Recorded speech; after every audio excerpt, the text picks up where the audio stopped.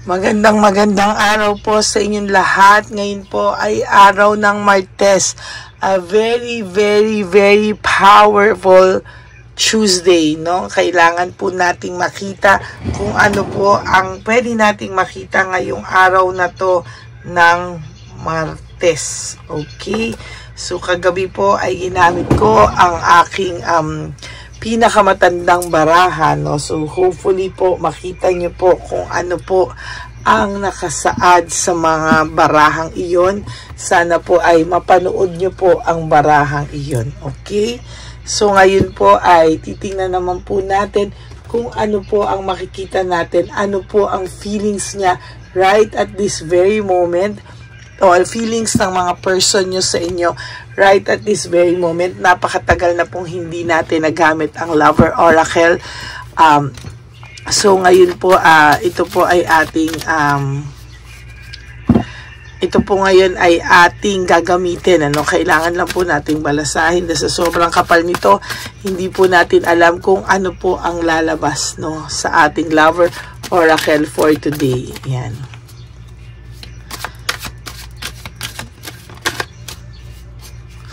Kamusta po kayo?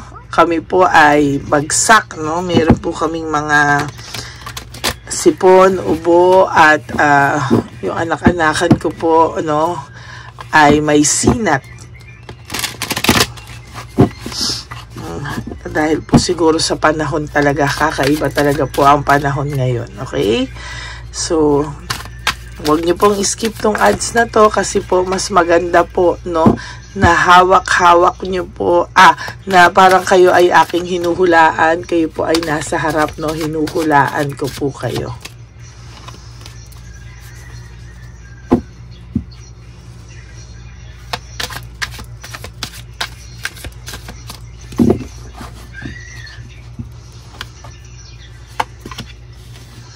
Childhood trauma, malamang po ang person nyo po ay may childhood trauma, no? Na hanggang sa mga saglit na ito, kaya po siya ganyang katatag, no? Parang deadma lang siya sa mga pangyayari sa inyo, or kayang-kaya kanyang deadmahin kahit na alam niyang nakasakit ka. It's because sanay po siyang deadmahin ang sarili niyang pakiramdam, sanay po siyang mag-deadma, no? At sanay po siya sa lahat na parang wala lang, no? Kahit po, kumaga deadma siya sa lahat ng bagay. But it doesn't necessarily mean na hindi porket deadma siya, hindi po ibig sabihin na hindi ka na po niya mahal, no? As a matter of fact, your energy, nararamdaman ko po, right at this very moment, mahal ka pa po ng ex mo, no? Yan, ano?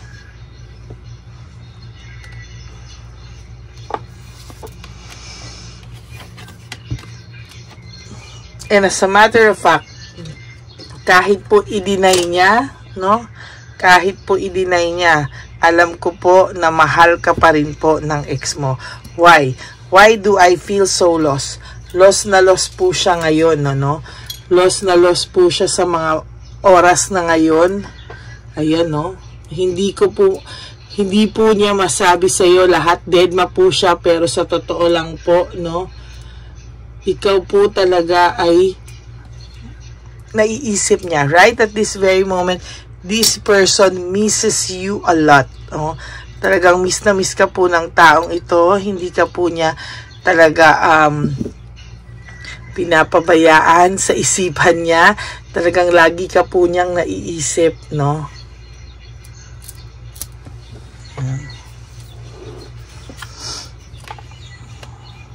I don't want who I used to be, you deserve better. Minsan naiisip niya po na deserve mo po ang totoong pagmamahal. Although totoo naman po yung pagmamahal niya sa'yo, pero kasi sa ngayon siya ay nasa isang hindi totoong relasyon, o siya ay nasa easy lang na relasyon, ano?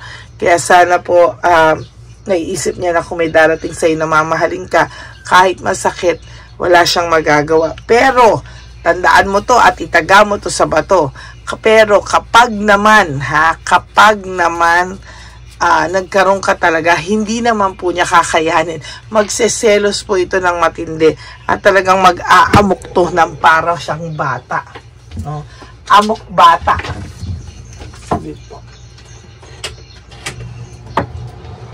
Para siyang mag-aalburuto, para siyang bata na naagawan ng laruan.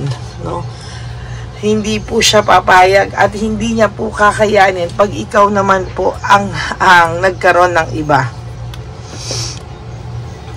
I don't know who I am anymore. Sa totoo lang po, sa nakikita kong energy ng person mo, ayan po, wala po talaga akong nakikita na kahit na na makakapagsabi na hindi kanya na mahal. Kasi bakit po iniisip niya pa po, no? Iniisip niya pa po na hindi ka na niya kailangan, ganyan. Pero lagi ka po nasa isipan niya. No? And as a matter of fact, hindi niya po maintindihan bakit po nasa isip ka ng taong ito. Oh? Hindi niya po maintindihan bakit ka po nasa isipan itong taong to madalas. Most of the time, ayan no, most of the time, naiisip niya po na sana hindi kayo nagkaganito, na sana naging maayos siya, na sana hindi siya nagbago, na sana kung ano siya noon, siya pa rin to, kesa nagkaganito kayo. How could you ever forgive the mess I've made? Hindi niya po alam kung paano kaya approach. As a matter of fact, naiisip niya, mapapatawad mo pa daw ba siya? No? Mapapatawad mo pa raw ba siya? Magiging maayos pa daw ba kayo? No? And as a matter of fact, ang sabi po ng person na ito, kung kakayanin mo pa raw ba siyang harapin, no? Kasi as of now, wala po siyang ginagawa, wala siyang initiatives, maybe because hindi niya po alam kung ano ba nag-aantay sa kanya. The passion is too much, ayan, no? Naiisip niya po lahat ng painful memories na nagawa niya sa'yo. Hindi niya po alam, masyadong overwhelming yung feelings, ano? Hindi niya na daw po alam paano niya po ito gagawin or paano niya po ito ihahandlein, no? Kaya po ang taong to, sa totoo lang po, hindi po makagawa ng desisyon, no? Hindi siya makagawa ng desisyon, pero sa totoo lang po, no, hindi ka po nawawala sa isipan niya. Takot na takot lang po siya sa rejection. I am scared of rejection. Hindi niya po kasi alam ano ang magiging reaction mo kapag lumapit na po siya sa'yo. Hindi niya po alam kung kakayanin niya pa na para hindi naman paikutin, na kaya kanyang papaniwalain. Yun ang term ko, no? Kung kaya ka pa raw po ba niyang papaniwalain or hindi ka na rin madadala sa lahat ng salita niya. Kasi hodang totoo, kasi hodang lumulusot siya, alam niya pong mahihirapan na po siya this time. Okay?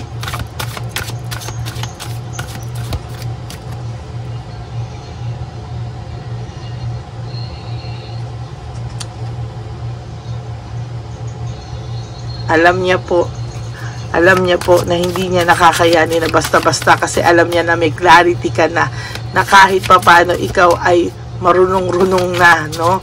Natauhan ka na kahit papaano at hindi niya kakayanin pag natauhan ka po ng sobra. You are too nice, I don't deserve your kindness. Alam niya po na siya ang nagkamali sa'yo. Very, very recent, no? Nare-realize niya po lahat po ng ginagawa niya sa'yo, no? Hindi niya na po maitatagwa,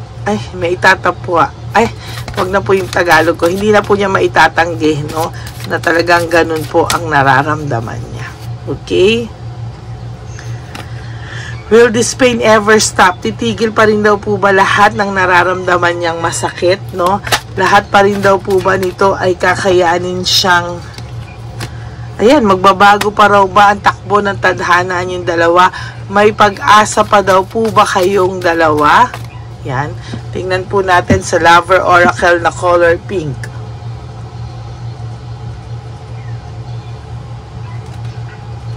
No, kunin ko lang po ang Lover Oracle na color pink.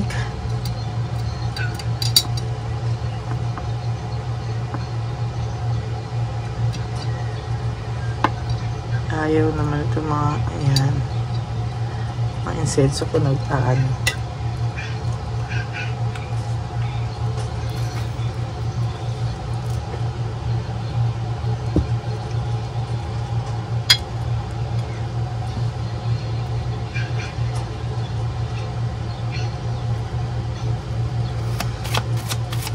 Ano po kayang makikita natin dito sa ating susunod na kandila?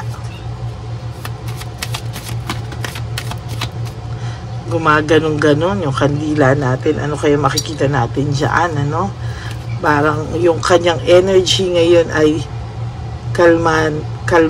hindi pa na kalmado, gumugulo na, no? Ayan, gumugulo na yung kanyang pag-ihip ng kandila niya, oh. Minsan kalmado, minsan hindi. Ganyan po, no? It's a roller coaster ride para sa person nyo ngayon, ano? Minsan yung kandila, oh, kalmado. Minsan, magulo.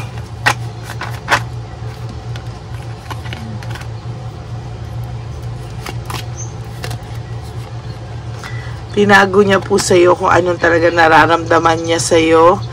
No, tinago niya po kasi parang sabi ko nga po sa inyo, deadma ito. Pero hindi naman po ibig sabihin na deadma siya, hindi ka na niya mahal, no?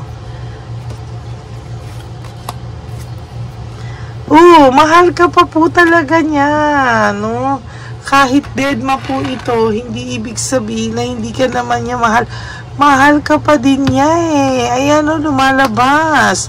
I love you unconditionally. Sobra lang siyang mesayad at sobra lang siyang ma-pride, no? Pero it doesn't mean na hindi ka na niya mahal.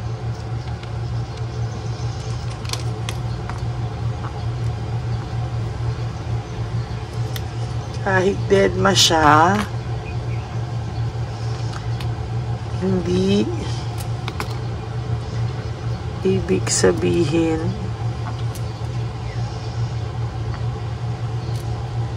na hindi ka na niya mahal.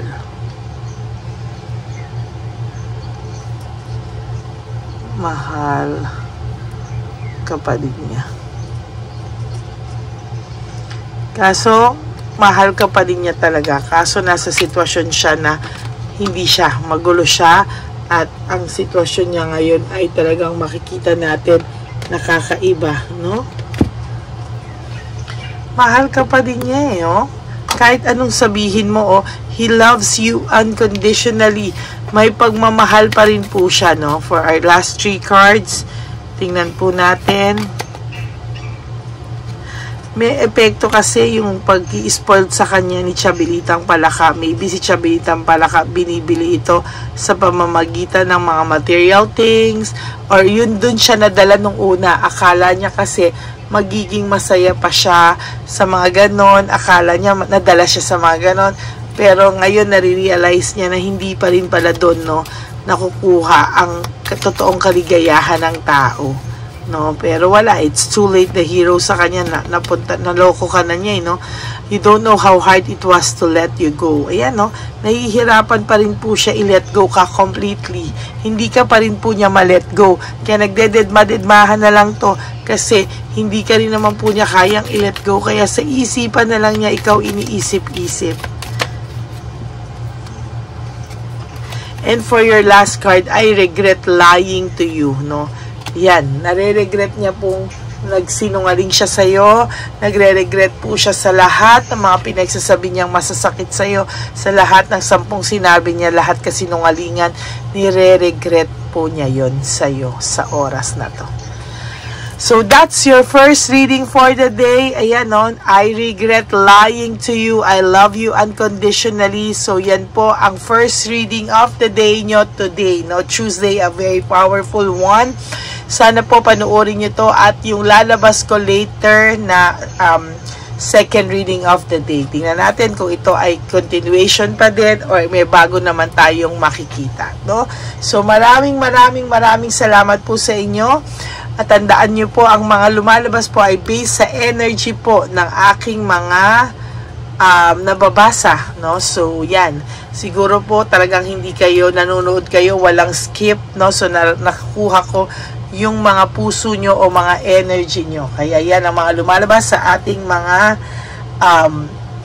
reading for the day. Okay? Maraming salamat po to all my Lady Elena friends, family, and subscribers. I love you all from the bottom of my heart. Mahal na mahal ko po kayo, and I am so grateful to all of you for always watching po. Hindi po kumpleto ang araw nyo. Sabi niya, pag hindi kayo nakakapanood, para kayo lalagnatin. Ako po, kahit nilalagnat, hindi pa rin po ako makapagpahinga dahil hindi rin po kumpleto ang araw ko kung hindi ko po kayo nakakausap at nabibigyan ng general reading for the day. Maraming salamat po sa inyo lahat. May God bless you all. Stay safe. Life is short. Don't make it shorter by stressing yourself from all the heartaches and pains na binigay sa inyo na kahapon. Just surrender everything to the divine universe. Let go and let God write your love story. I will be back for another reading mamaya. For those of you who wants to have a private reading with me, nandyan po yan sa dulo. Ang details po ay nasa dulo ng video na ito. Diyan nyo lang po ako makokontak sa Lady Lee Elena. That's my only official and legit FB account. Paki-subscribe na rin po, paki-follow na din po ang aking FB account. Okay? Maraming salamat po sa inyo. I will be back for another reading later. I love you all at talaga pong nagpapasalamat ako sa inyo lahat. See you later. God bless you. Bye!